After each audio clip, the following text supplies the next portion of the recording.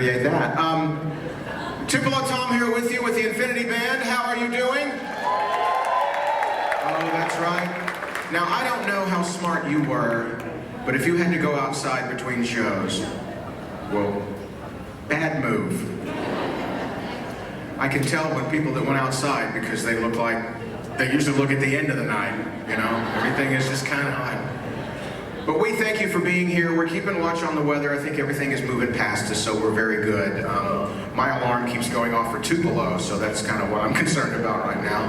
And you heard Elton John singing about a porch swing in Tupelo. Everything's okay at the birthplace, okay? I'm keeping tabs on that too.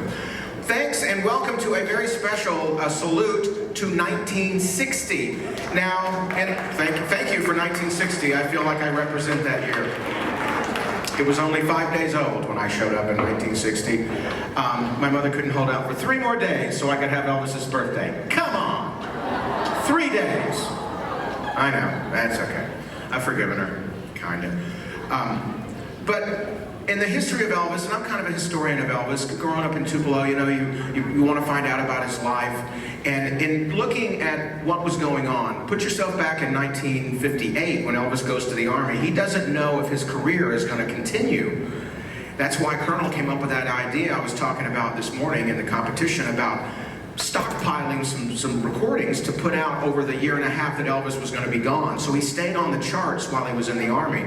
But when he came back, he got back in early March of 1960 to Memphis, and almost immediately went over to RCA Studio B and cut some songs to get out on an album. Now, in preparation for that album to be released, it used to be about 2 to 3 months that an album would get pressed and everything would get printed and it would be in the record store. But they knew Elvis needed to get this record out soon. As a matter of fact, the single had already sold 1 million copies, and he hadn't even recorded a song yet. They pre-sold 1 million 45s. All they had to do was now record a song. Now, usually the 45 would have had a picture sleeve on it with information of the song. Well, they didn't know what the song was going to be, so they printed the 45 envelope that just said Elvis's new record, and you looked at the label to see what it was. It sold 1 million. He also recorded the album Elvis Is Back when he got back in Nashville. Between recording sessions in Nashville, he went down to Florida, recorded and filmed a special with Frank Sinatra that Sinatra had for him.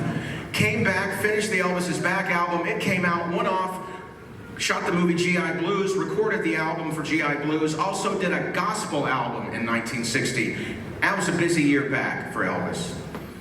But his career was as strong and big as it ever was. So all that stuff that happened while he was in the Army made people miss him, and he was back. So we're going to give tribute to that year. In a way, it's his first comeback year, because it could have all been gone if they hadn't stayed on the charts those 2 years.